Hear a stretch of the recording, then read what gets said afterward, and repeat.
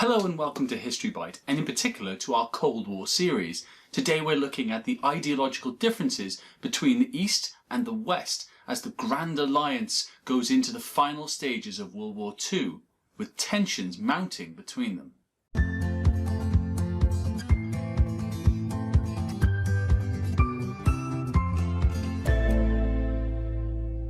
So let's recap about which countries were part of the Grand Alliance that were fighting Nazi Germany going into the final stages of World War II. The Grand Alliance consisted primarily of the USA, of Britain, and the Soviet Union. Winston Churchill had nicknamed it the Grand Alliance, which was a throwback to a similar alliance of the English, Dutch and Austrians who had combined to defeat France in 1713. The Grand Alliance, as it was in the Second World War, was formed in 1942 and had resolved to work together until the Nazis were defeated. During the war, things for the Grand Alliance had been progressing quite well. However, as the final stages of the war were coming to an end and the Nazis were nearing defeat, the cracks in the alliance started to show. So let's talk about these ideological differences first, and we'll begin by looking at Britain and the USA. Britain and the USA followed a capitalist ideology, which believed that everyone was free to own property and businesses through which they could make their own money. Private ownership was the cornerstone of this system. They believed in free elections with multiple political parties, and people had individual freedoms with laws determined by popular majority. The Soviet Union, on the other hand, were big proponents of communism. Communism was the ideology that all property, including homes and businesses, should belong to the state. This would ensure that society was fair and that everyone shared in the resources of the country equally. This ideology, communism, began when Karl Marx wrote the Communist Manifesto in 1848. Since then, the Soviets had adopted this system and had taken it to the next level, hoping to spread communism throughout the world. The Soviet Union believed in a classless society where everyone was equal and in having a single party state in which the Communist Party alone reigned supreme.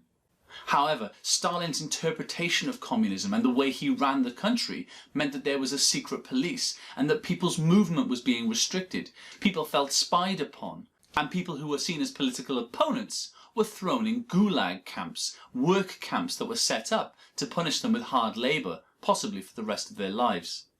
While Roosevelt was less anti-communist than Churchill was, both leaders were critical of the methods that Stalin had used to industrialise the Soviet Union in the 1930s and the terrible cost of human lives it had brought. But despite the ideological differences between East and West, between communism and capitalism, Stalin made a very convenient ally, because given the choice between communism and Nazism, Britain and the USA would rather side with the communists in order to defeat the Nazis. There was also a large amount of increasing tension between the leaders themselves because of their different outlooks and ambitions. In Britain, Prime Minister Winston Churchill was conservative, which meant that he preferred traditional values, and he came from a rich aristocratic family. Churchill was a firm believer in imperial policy and empire, which meant that Roosevelt firmly opposed him because he wanted freedom for colonies. Churchill's traditional political views made him mistrustful of Stalin and saw his role as trying to stop the spread of communism. In the USA, Franklin D. Roosevelt was a devout believer in democracy, but was willing to compromise with Stalin to ensure victory against the Japanese. This made him more lenient towards Stalin, which Churchill disliked. He preferred America to have a harder edge towards communism.